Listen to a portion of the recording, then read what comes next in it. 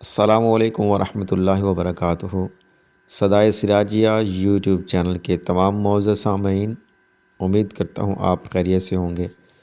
گزشتہ دنوں جو سانحہ سیالکوٹ پیش آیا، اس واقعے کے اوپر ہر بندہ اپنی رائے دے رہا ہے۔ ہم آپ کے سامنے ایک حقائق پر مبنی ویڈیو لے کر آئے ہیں۔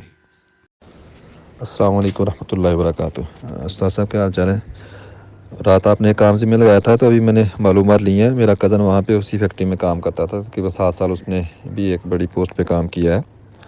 میں خود بھی اس فیکٹری میں 2-3 مرتبہ ان سے ملنے گیا ہوں، کافی بڑی فیکٹری ہے۔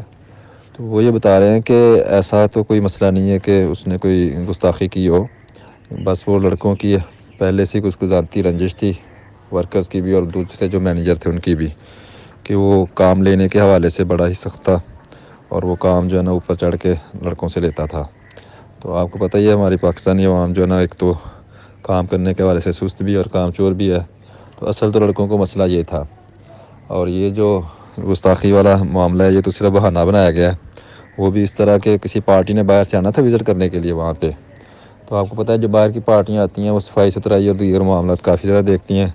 تو لڑکوں نے اپنی اپنی پارٹی کے اور اس طریقے سے اپنے اپنے مسئلے کے حوالے سے جو مشینوں کے اوپر اسٹیکر وغیرہ لگائے ہوئے تھے، تو وہ آیا، اس نے وزٹ کیا اور اس نے یہی کہا کہ ان کو اتاریں۔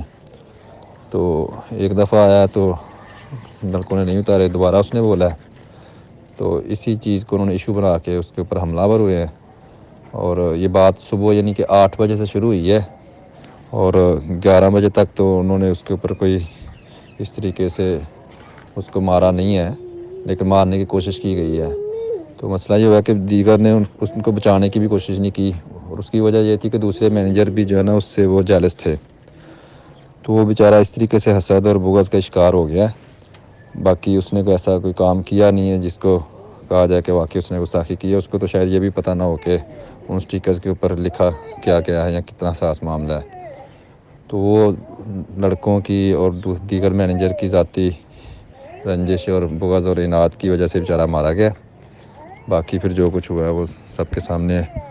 تو یہ بتایا میرے کزن نے، اس نے کہا کہ میں چونکہ اس کے ساتھ خود کام کر چکا ہوں، تو وہ اپنے کام کے حوالے سے انتہائی ایماندار تھا اور بڑا سخت تھا، اور تب بھی لڑکے اس سے جو ہے نا اس طریقے سے حسد اور بغض رکھتے تھے اور اس سے کام چوری کے معاملے میں ڈرتے تھے۔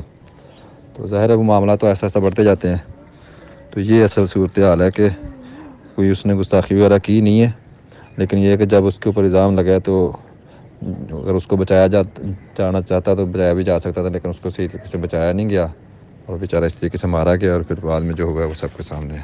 السلام علیکم ورحمۃ اللہ۔